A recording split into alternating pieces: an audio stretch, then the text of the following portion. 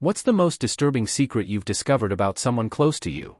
The 24 hours before my dad died, stage 4 lung cancer, he was in the ER and then the ICU, and we were unable to be with him because of hospital COVID rules. My mother, sister and myself had been texting and calling him all day and got no response. My mother even called the hospital and spoke with one of his ICU nurses who said he was awake and communicating fine. He passed very quickly at 3:30 a.m. the next morning. We were allowed to be at his bedside, but by then he was no longer conscious, so we said our goodbyes and he was gone.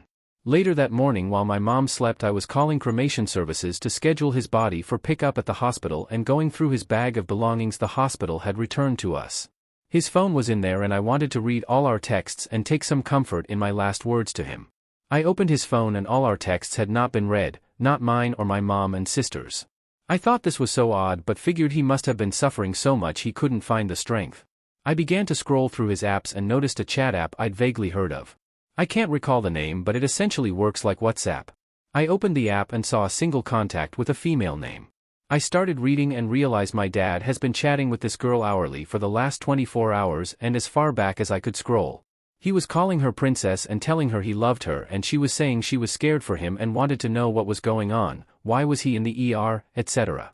I scrolled back enough to know that this was someone he was having, at the very least, an emotional affair with. My grief was completely hijacked by hurt and anger, and a week later I tracked the girl down and spoke to her, via DMS, and found out she was 19 years old. She was 17 when they met. He was her high school bus driver and she told me they had been dating for almost 2 years.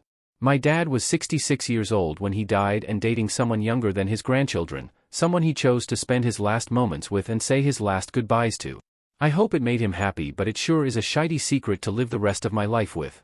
A secret that will forever overshadow my entire relationship with my dad, with no chance to ever speak to him about it.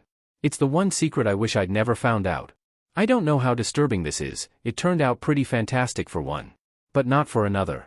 I was adopted, and told a silly, magical story about my birth parents that most certainly did not seem true even when I was a child. At 57, I learned I was the result of a college affair between a very seriously Jewish young man and a very Baptist young woman. She was rushed off to a home for wayward girls to give birth. He followed her there, many states away, begging her to keep me and live a life together. But their families both said absolutely not. Jewish people were not viewed as white in the mid-60s, and her family most certainly did not want her marrying a non-white. Plus, she was a very committed Christian and did not want to convert to Judaism. So off I went, into another family. I recently discovered 3 lovely half-siblings, and we are all pro or semi-pro musicians and get along well. I never got to meet my mother. She died a year before I searched. My father is out of the picture and wants to be left alone. And I'm fine with that. I'm grateful for the love he gave me. It was enough. An uncle beat a guy almost to death with his bare hands.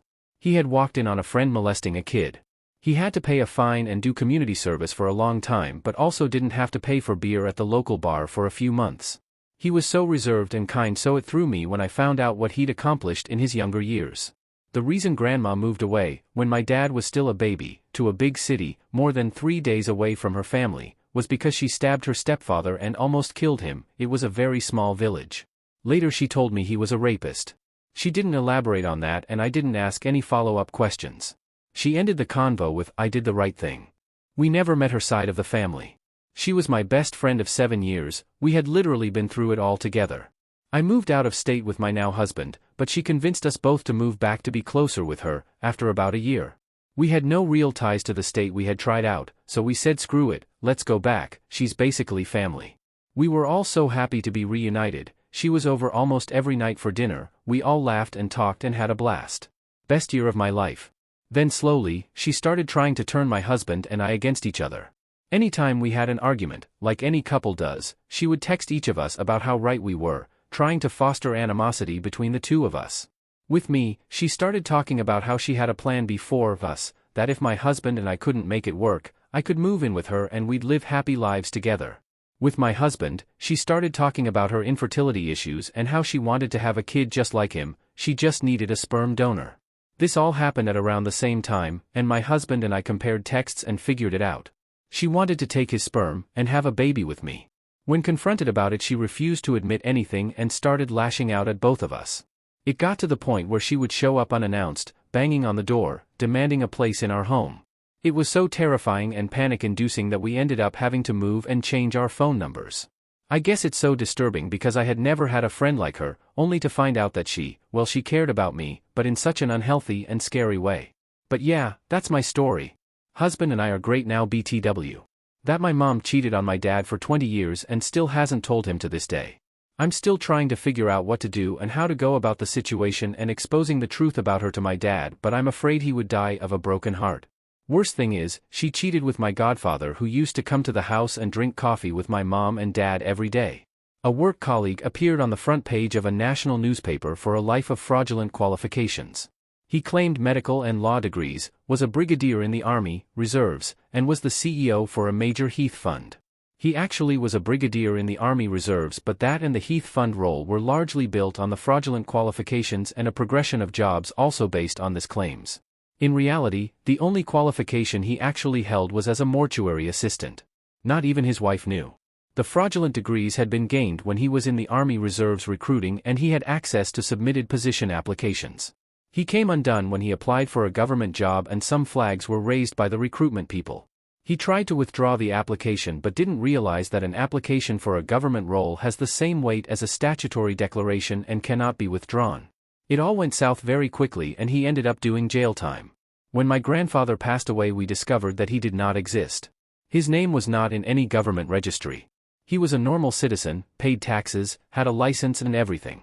Lived a long life, married to my grandmother for over 50 years, had multiple children, everything normal.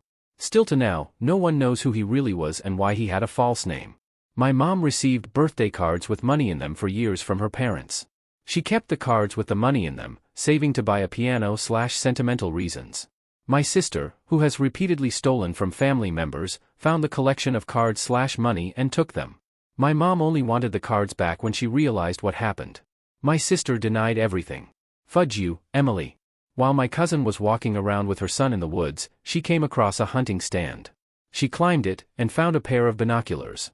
Sitting straight forward, and lifting the binoculars to her eyes, she saw her own bedroom window. Let's be logical here, if it was a legit hunting stand, it was facing, and closer than 500 feet to a residence, which is illegal, which means it had to come down with prejudice. If it was a peeping Tom, well, it had to come down, with prejudice. When my brother and I visited not long after, she showed us where it was. We tore it down and literally wrapped it around a couple trees. Bent the fudger to complete uselessness. I got an angry call the next day. Did you tear down a hunting stand yesterday? Fudge, yeah, I did. That was your uncle's. Her mother's brother. Turns out my cousin reported it to the family and they ignored the issue. When the uncle was asked, he said there was just an old tree house out there. Even when he was exposed, they didn't really care. They were more upset about the damage we did. Suffice it to say I have written off most of that side of the family. Edit, the uncle in question is now dead. Died 6/16.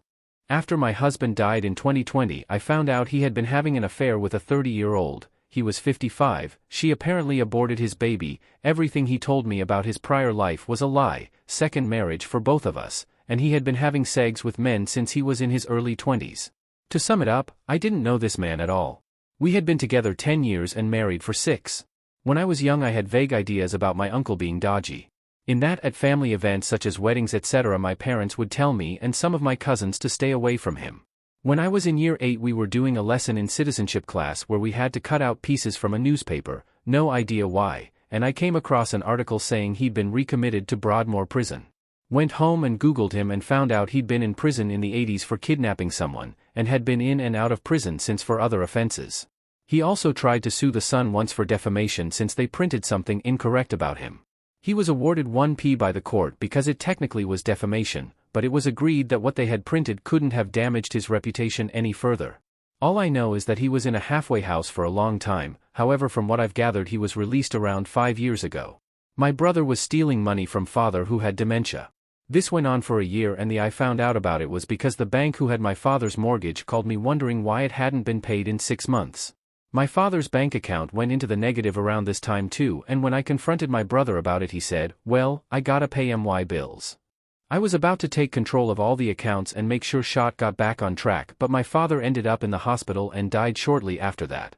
My brother also stole some of my inheritance too. In the end, he stole over $5,000 from his dying father. My coworker lets her dog hump her leg every morning till he releases, while she has her coffee, which has stayed with me since I heard it. I can't think of anything else when they talk to me. Graduated boot camp and wondered why my brother wouldn't talk to me. Turns out he was fudging my ex while I was there instead of delivering my letters.